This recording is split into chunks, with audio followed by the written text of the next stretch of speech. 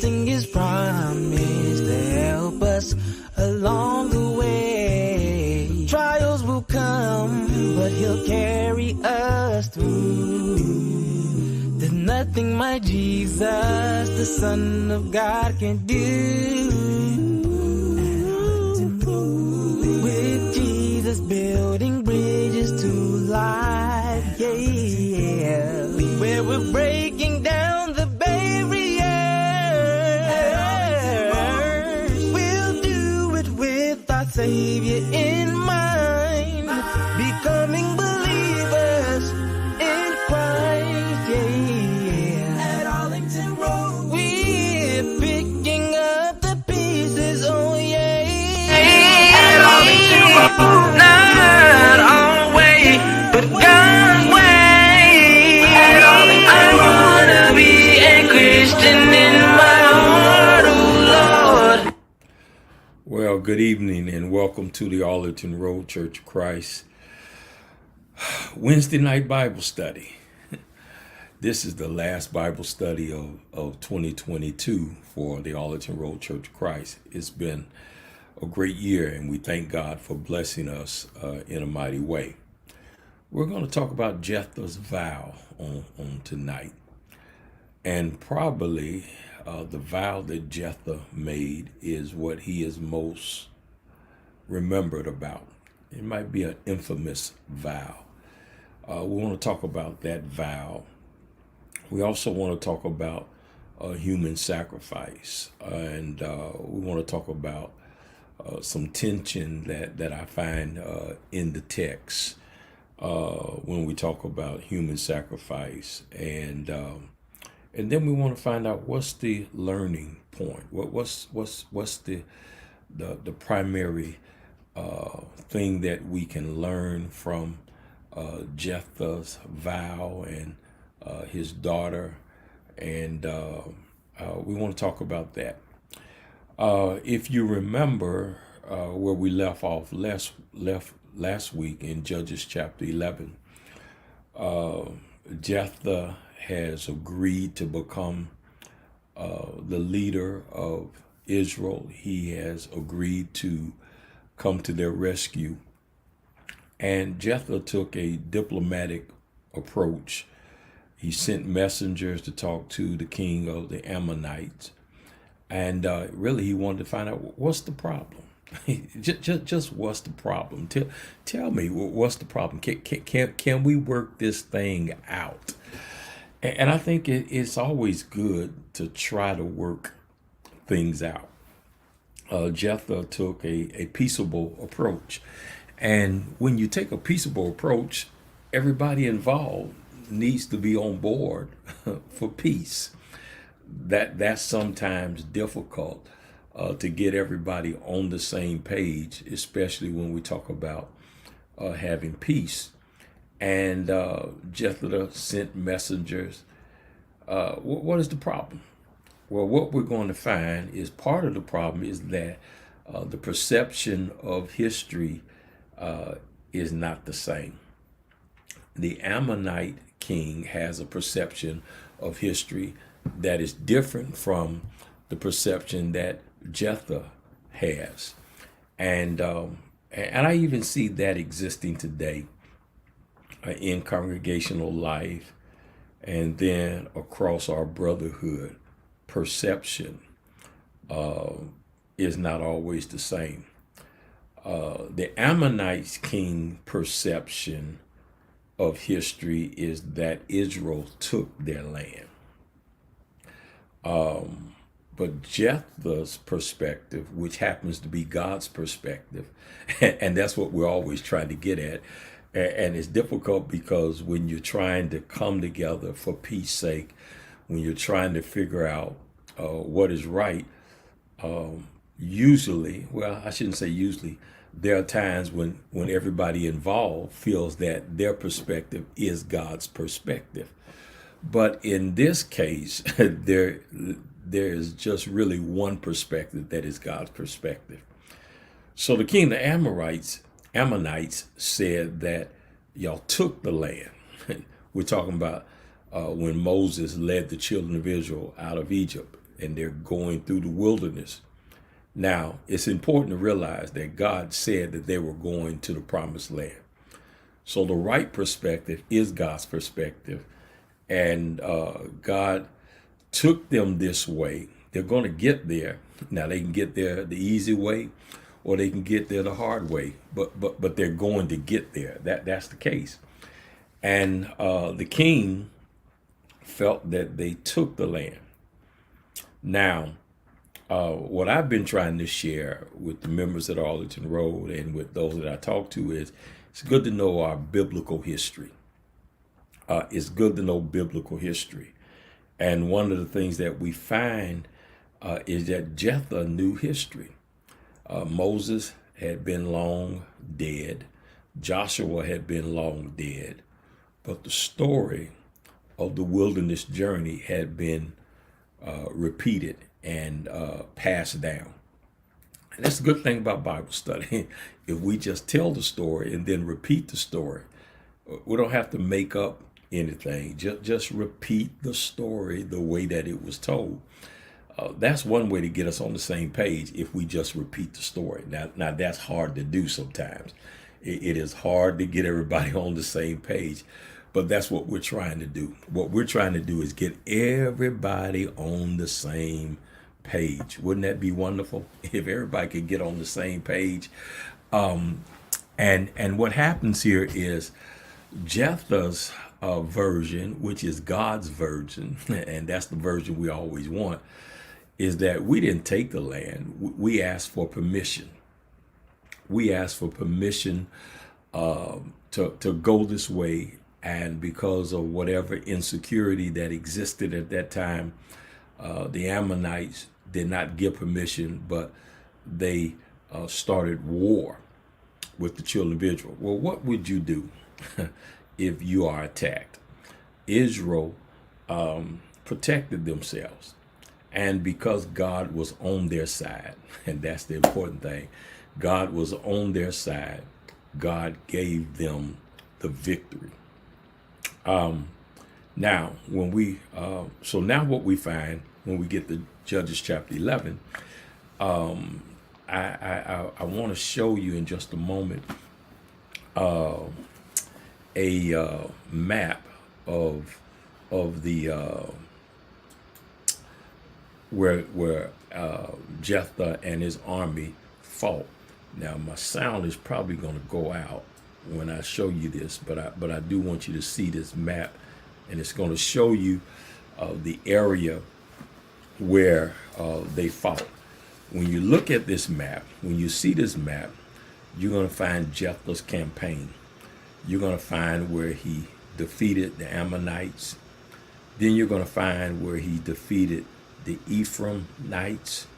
And then he captured the ford and he kills the Ephraimite stragglers.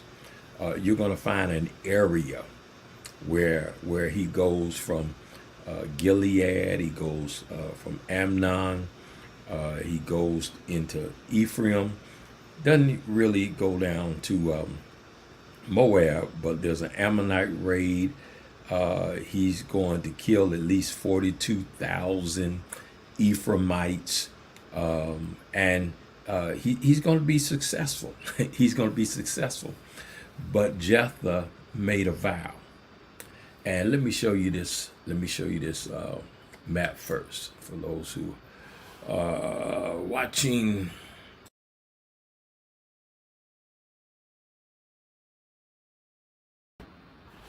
Now that was the map. That was the map, and members at Arlington Road, I sent some handouts out online, and if anybody else wants them, they can just contact us, and we'll get that to you. But you can see the map. So now let's go to Judges chapter 11 and pick up around verse 29. Now the Spirit of the Lord came upon JEPTHA, so that he passed through Gilead and Manasseh.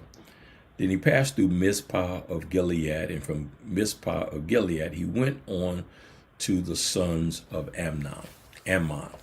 Now, what we want to do is give JEPTHA credit where credit is due before we criticize my man JEPTHA. The Spirit of the Lord came upon him. And we find other places in Scripture where a judge receives the Spirit of the Lord. Samson received the Spirit of the Lord. I believe Gideon received the Spirit of the Lord, which indicates that they were empowered by God. And now, what we're going to find is that Jephthah makes a vow. Now, as we look at this text, there are some tensions in the text. I mean, and by tension, what I mean is there's some things that are difficult to grasp, difficult to understand, especially when we start talking about human sacrifice and what took place during that period of time. It's a tension, and we're going to deal with those tensions. But one of the things that we want to talk about is vows that individuals made. Making a vow in Bible times was not a new thing. There were times when God initiated a vow, and a vow would be like an agreement. Sometimes a vow would be a covenant. And we know that in the case of Abraham, that God initiated the covenant, the agreement with Abraham. That's going to be important as we talk about this business of human sacrifice, that in Abraham's case, it was God who initiated the vow, who initiated the contract, initiated the covenant. In this passage with Jephthah, Jephthah is the one who initiates the vow. He actually says in verse 30, to the Lord, if you will indeed give the sons of Amnon into my hand, then it shall be that whatever comes out the doors of my house to meet me when I return in peace from the sons of Amnon, it shall be the Lord's, and I will offer it up as a burnt offering. Now, I don't know how you look at that. There's a number of ways of looking at that. Is Jephthah bargaining with God? And then if Jephthah is bargaining with God, how can you bargain with God? I mean, what do you have really to give if God doesn't do his part? But God is always going to do his part. Now, some may look at it as a bargaining chip. Well, God, if you do this, then I'll do that. And then some people will say, well, there's nothing really wrong with that. Jephthah is only saying that, Lord, when you, but he didn't say when, he said if, but when you do this, I'll show my faithfulness to you by doing this. Well, I can lean with that. I can go in that direction. In the morning class, I shared that, when we are baptized, when we come to Jesus, we make a vow, in a sense. And, of course, the plan of salvation is hearing the gospel, believing what you heard, and then you repent of past sins. But then you have to publicly confess your faith that Jesus Christ is the Son of the living God. In a marriage ceremony, the husband gives a vow to his wife, bride-to-be, and the wife gives a vow to her husband-to-be. Will you take this woman to be your lawful wedded wife? And he says, I do, or I will. Will you take this man to be your lawful wedded husband? And she says, I do, or I will. Well, you're making a vow. You are committing yourselves to one another.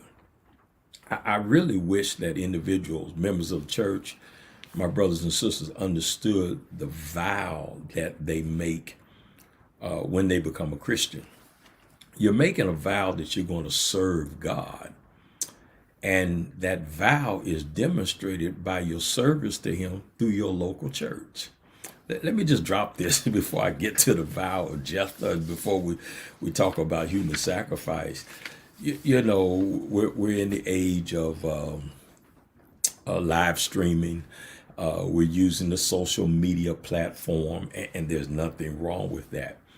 However, what has come as a result of this is that members sometimes find loopholes where they are not as committed in keeping the vow that they made to Christ through their local church. And what I mean by that is because of the opportunities that social media provides, members now can remotely listen to a number of people. You can be a member here and a member there. We've got, I've heard of people claiming to be online members. Their membership is actually in one city, but they're an online member somewhere else.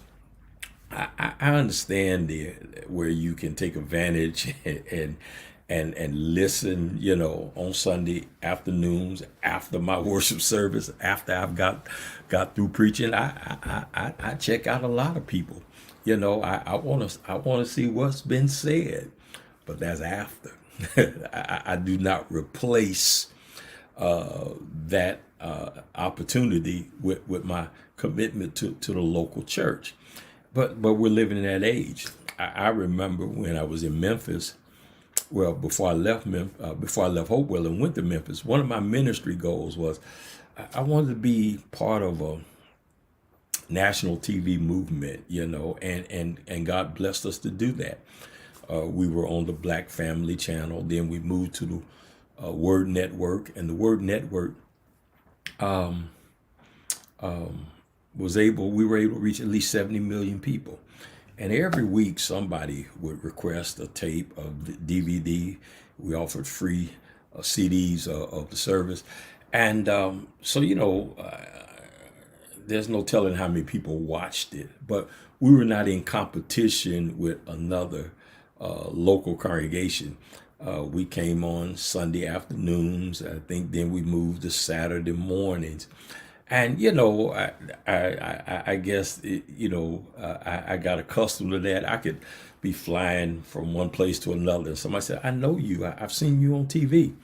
Well, there was no competition with other congregations. But now we're living in an age, and I say take advantage of the World Wide Web, take advantage of social media, take advantage of Facebook. But members should remember their vow.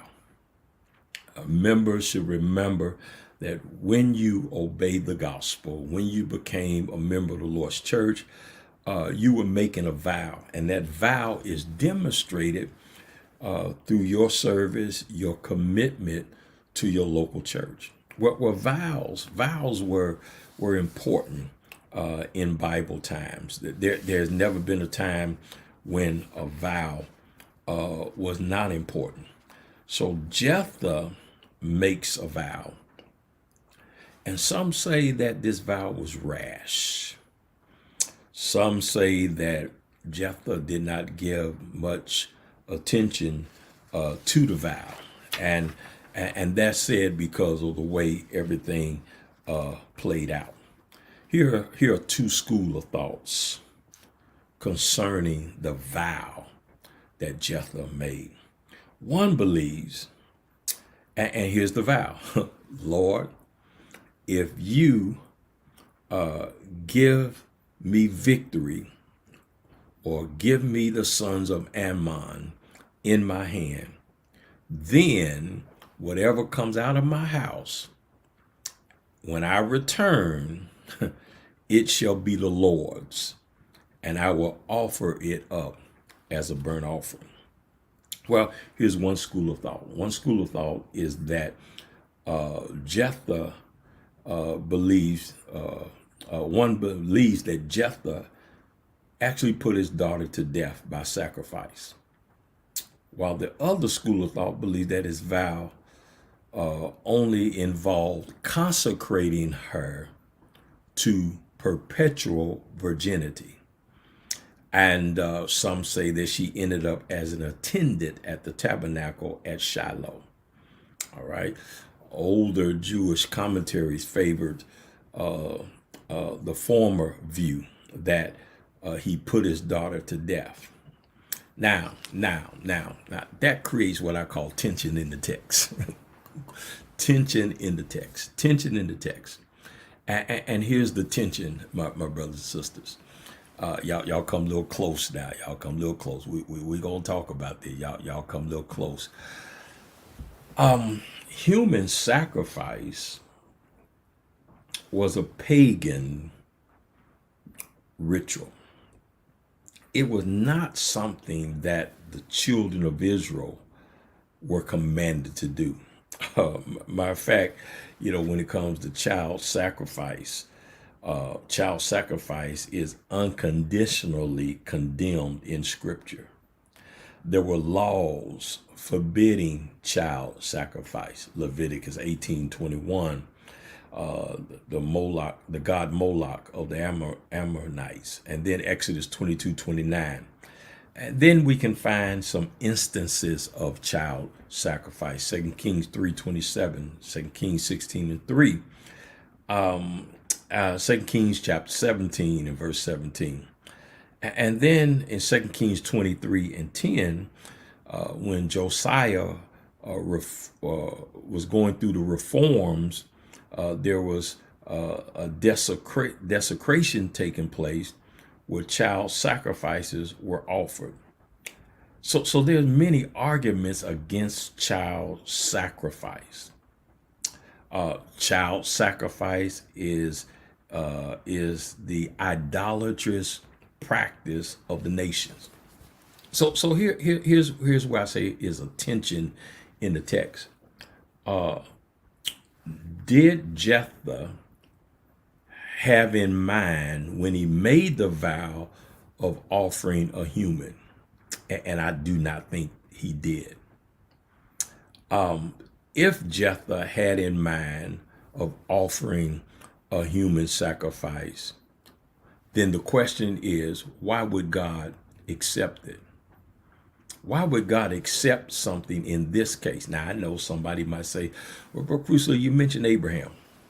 And I read Genesis chapter 22, where God told Abraham, and that's the key.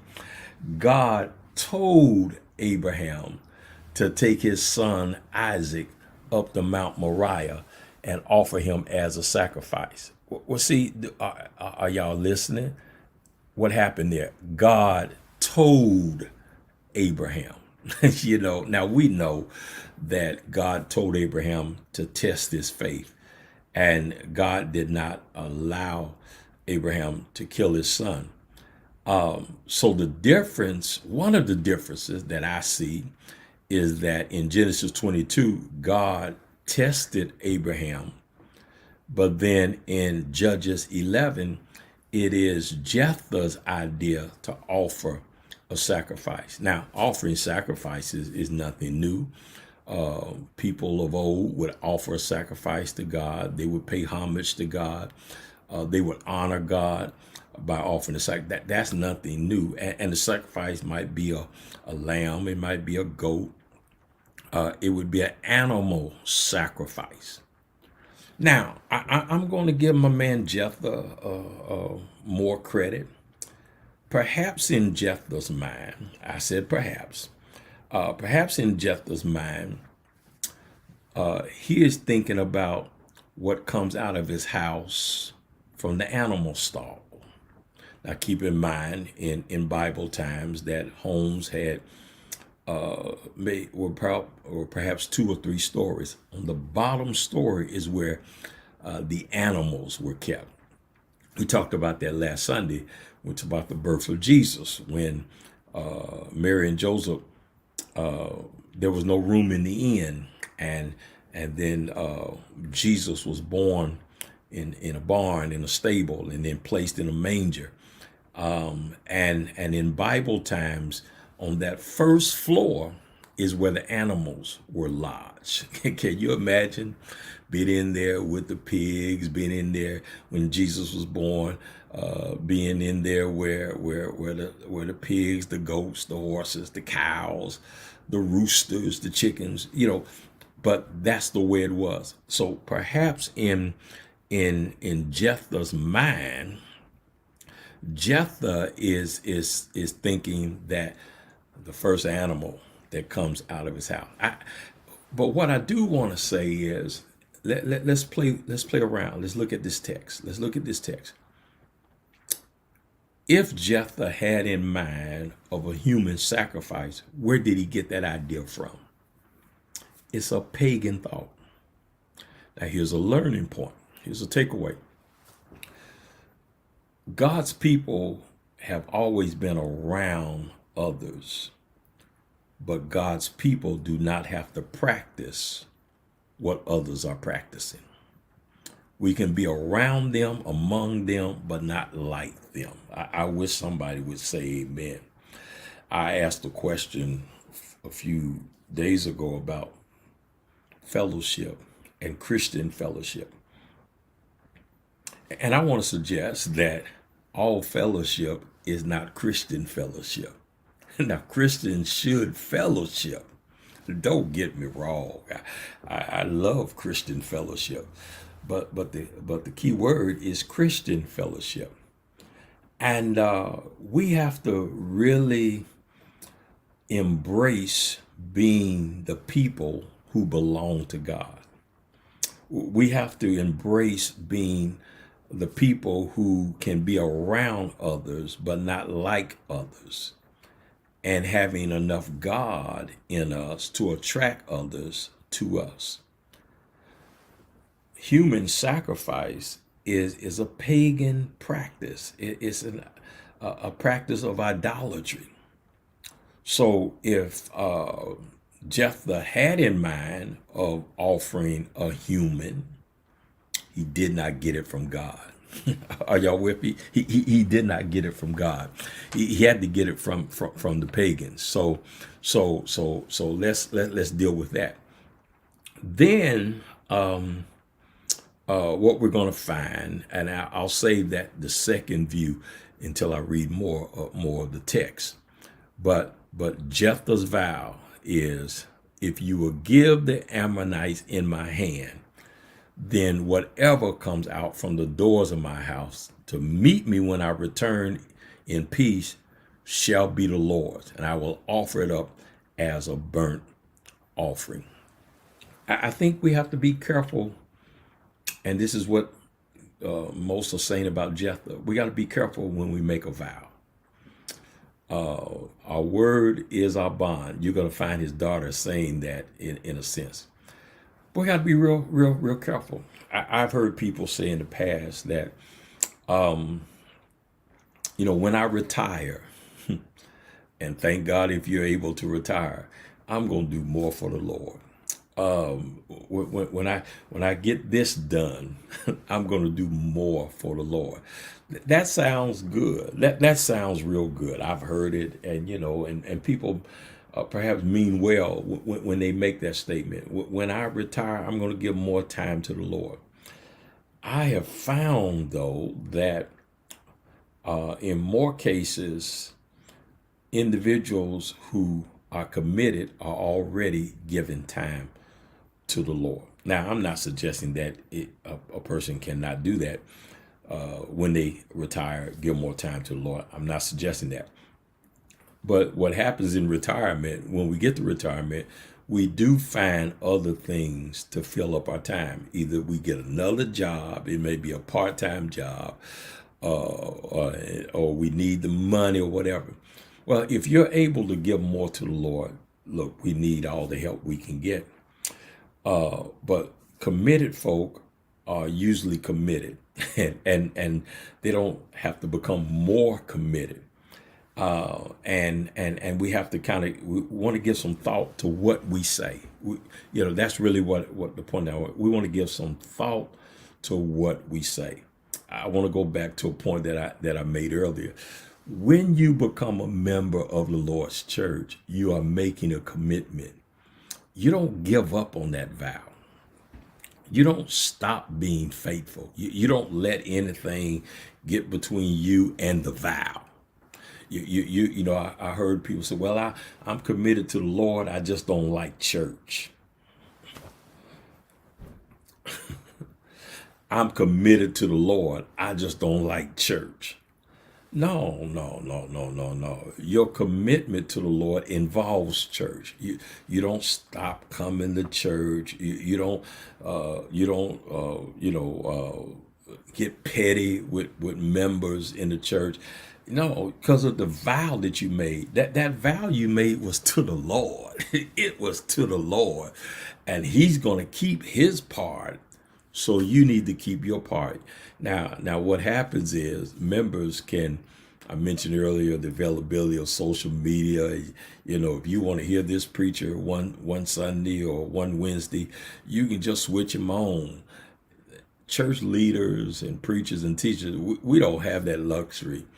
If I don't want to teach to y'all tonight, I'm just going to pick another crowd. You see, it doesn't really work like that. Vows are important.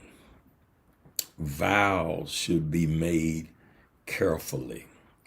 Vows should be given much thought before they're made. And that's one of the criticisms that JEPTHA gets, is that he was rash. He didn't think about his vow seriously. So that when he made the vow, that vow, whoever comes out.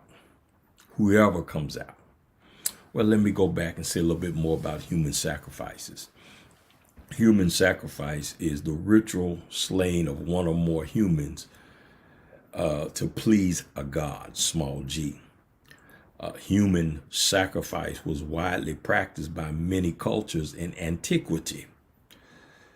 Although the frequency of the practice is difficult to determine, the fact is that such practices were performed for various reasons. The Egyptians, the Sumerians,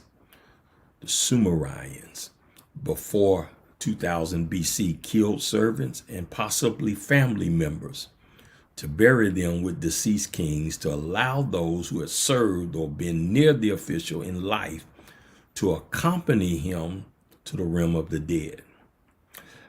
We could say a whole lot of other things about human sacrifice. In JEPTHA's case, JEPTHA sacrificed his daughter as fulfillment of a vow. Although how he sacrificed her is not normative. One of the things that I want to say, that we, when we look at a text, you gotta, the text can never mean what it never meant. You've heard me say that. You've heard other people say that.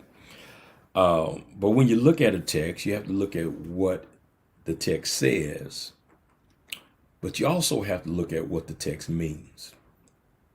What does the text say, and what does the text mean? If we're going to get on the same page, then we have to look at what the text says, and then we have to address what does it mean. Now we cannot look at the text subjectively. What I mean by that is, you have your way of looking at it, someone else looks at it a different way, and then expect to come to the same conclusion. Now, I realize that most members will not have the tools that a preacher or an elder might have. Most members will not approach the text the same way. But we've got to be objective about it. Even looking at this passage here, this passage here of JEPTHA offering his daughter as a human sacrifice. I'm asking a lot of questions. Did he kill his daughter? I doubt that. I doubt that he killed her. God didn't ask him to kill her. And even though he offered he made the suggestion to offer a human sacrifice, killing his daughter would be in opposition to what God commanded. I know that we're going through this culture where we We struggle with some things. We wonder about some things. We say there's some gray areas. But we've got to be very careful to make sure that God says whatever we end up doing or not. And then God is not going to ask us to do something that goes against his will, his way, his nature, his character.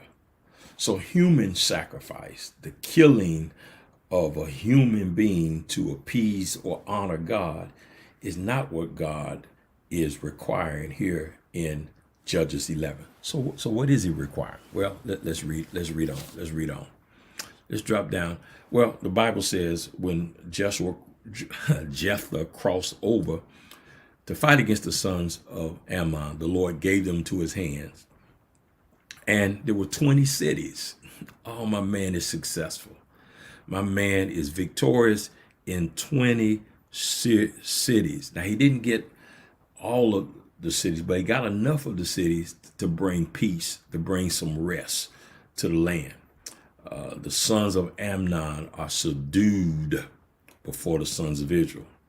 But here comes, we got to go back to the vow, verse 34. When Jephthah came to his house at Mizpah, behold, his daughter was coming out to meet him with tambourines and with dancing. Now she was his one and only child. Besides her, he had no son or daughter. You see how the writer invites us into this story? I mean, he really gets us in. This is his only child. Jephthah doesn't have a son. He doesn't have a daughter. And he comes back from battle victorious. And his daughter is just as innocent. And guess what? She's happy to see her daddy. I remember when my children were younger, and I would do meetings, and I would come back. They would be happy to see me, the kids and my wife as well. But especially the kids, because if the church took up a love offering, I would come back, I would give my wife, and I would give the kids the love offering. And my girls especially, oh, daddy. And one of them would say, Daddy, you got any more meetings you gonna do? Because they were just happy for me to do a meeting. I remember my youngest, Brittany, was saying, because I'd been gone a lot that year, she said, Daddy, you got any more meetings you gonna do? I said, yeah, baby, I'm about through. I'm about through for the year. And then she scratched her head and said, Daddy, it's December. Like, hey, don't be fooling with me. You ain't got many more. You about through for the year, and we in December. Well, the illustration point is that I'm making is they were happy to see me. They were real happy to see me. And because they were happy to see me, they came out and just would run and hug on me and that kind of thing. That's what Jephthah's daughter is doing. She's happy to see her daughter. But watch this. When he saw her, he tore his clothes and said, Alas, my daughter, you have brought me very low, and you are among those who trouble me. For I've given my word to the Lord, and I cannot take it back. Oh, I'm going back to something I said earlier. When you were baptized, you gave the Lord your word, and you cannot take it back. Oh, my feelings got hurt, but you gave the Lord your word. They didn't shake my hand, but you gave the Lord your word. They called everybody else's name who was on this ministry, but they didn't put mine in the bulletin.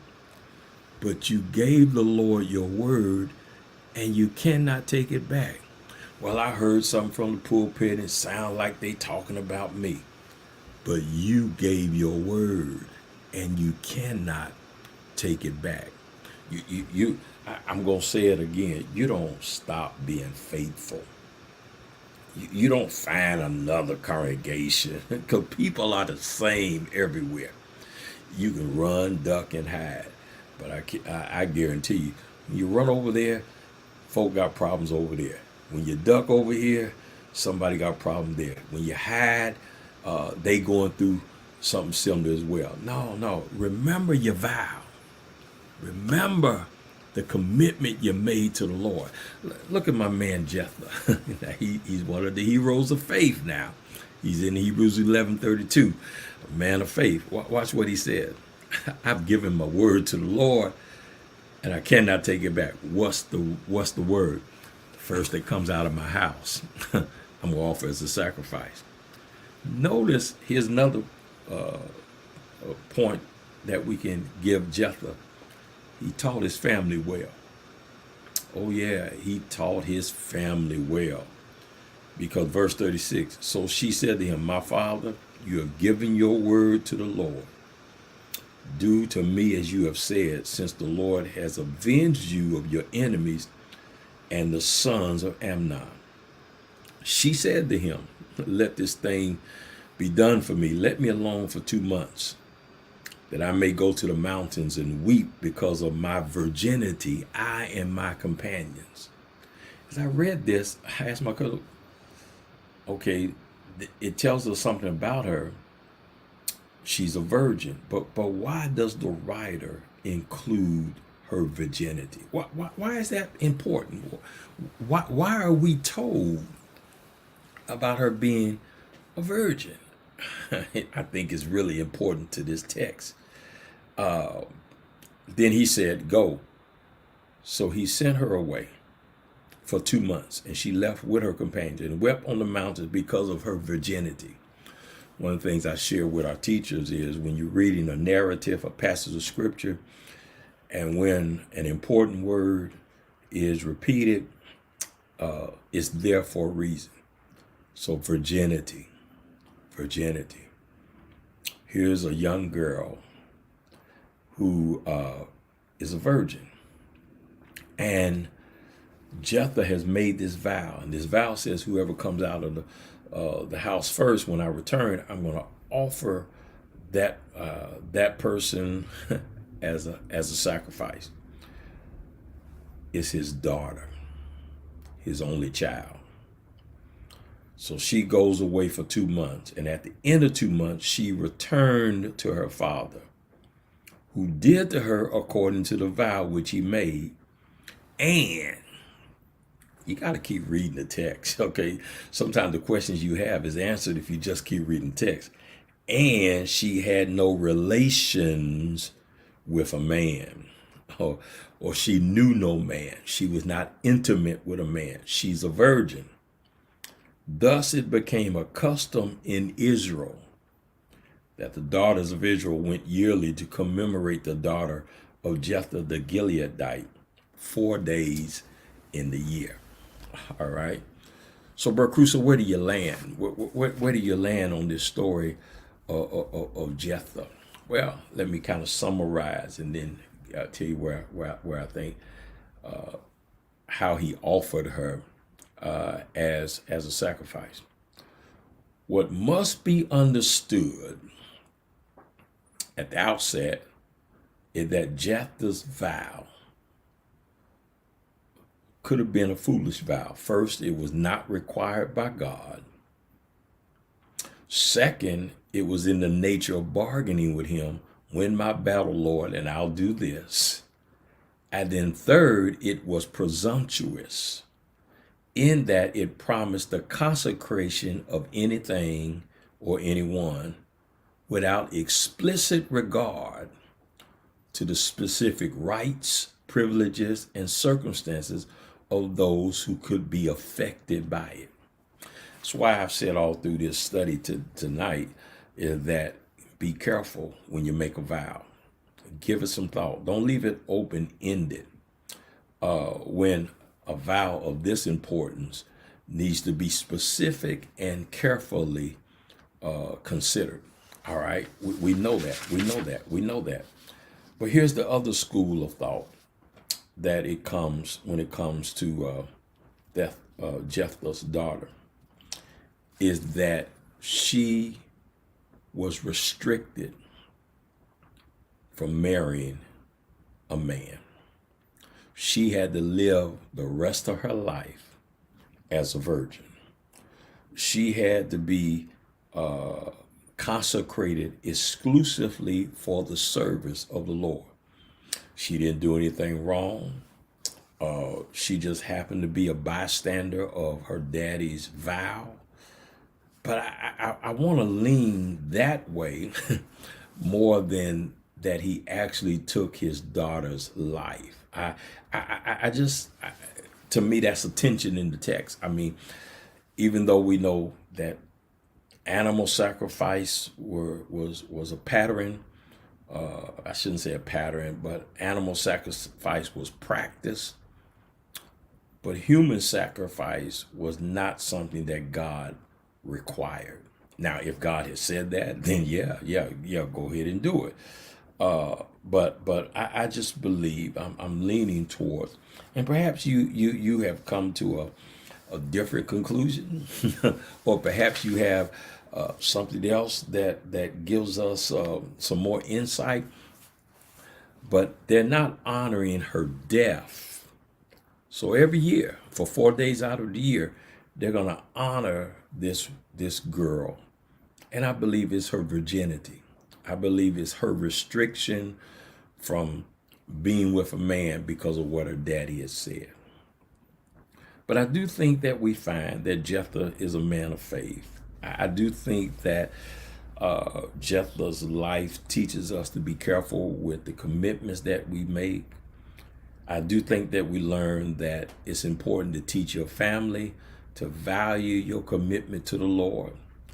And his daughter supported the vow that he made. And I want to say again, you and I have made vows to the Lord. And let's honor those vows that we make to the Lord.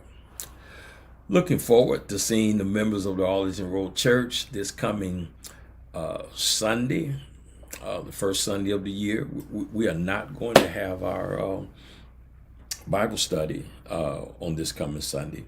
Then the second Sunday, I understand there's going to be a birthday celebration for all those who have birthdays in the month of January. So I'm looking forward to that. Let's keep the family of Richard Rose in prayer. He's the retired minister of the Great Road Church of Christ in Cincinnati, Ohio. As a little boy, I remember Brother Rose in some fellowships that we would have in the Dayton, Cincinnati, Columbus, Ohio area. And he was known for a number of things. And one was his singing of this song, On the Wings of a Snow White Dove. He passed away. This has been a tough year, man. Many ministers in the Church of Christ have passed away. And the year's not over with yet. So we are praying for the Rose family. Looking forward to what God is going to do in 2023. I want to thank the Arlington Road Church for being steadfast and unmovable and always abounding in the work of the Lord. So until the next time that we meet, may the Lord bless you and may he bless you real good.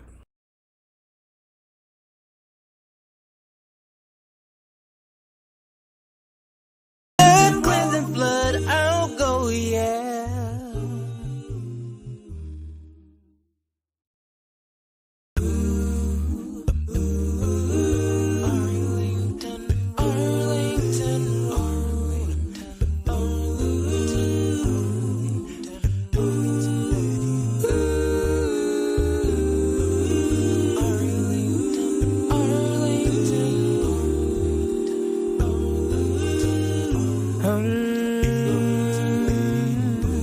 Walking with Jesus from day to day, trusting his promise to help us along the way. Trials will come, but he'll carry us through.